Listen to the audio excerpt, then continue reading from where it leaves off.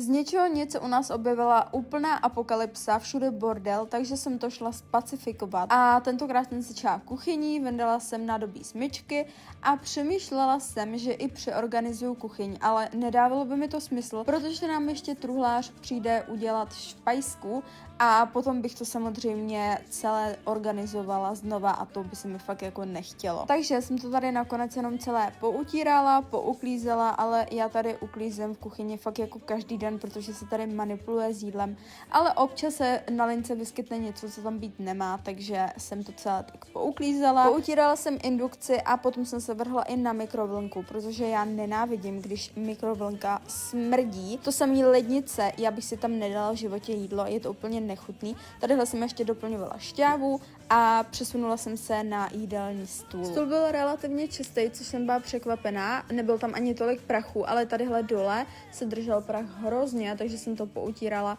a vrhla jsem se na obývák. Tenhle stůl nesnáším, jelikož je celý černý a je na něm vidět každý smítko. Mně přijde, že ten prach utřu a za 2 sekundy je tam znova, takže už jsem se na to vykašlala a šla jsem tadyhle na lednici. Ta byla celá upatlaná, takže jsem to takhle otřela.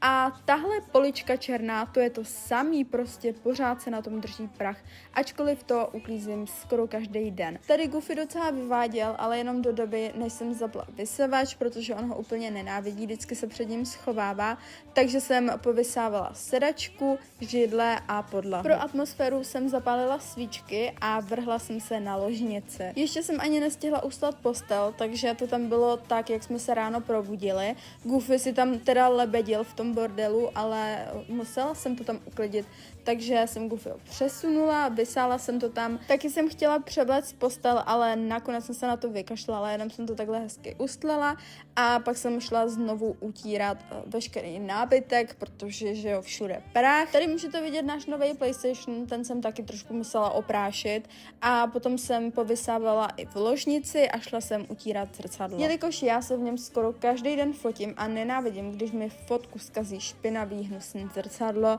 takže jsem ho hezky utřela a potom jsem si udělala pauzu na oběd.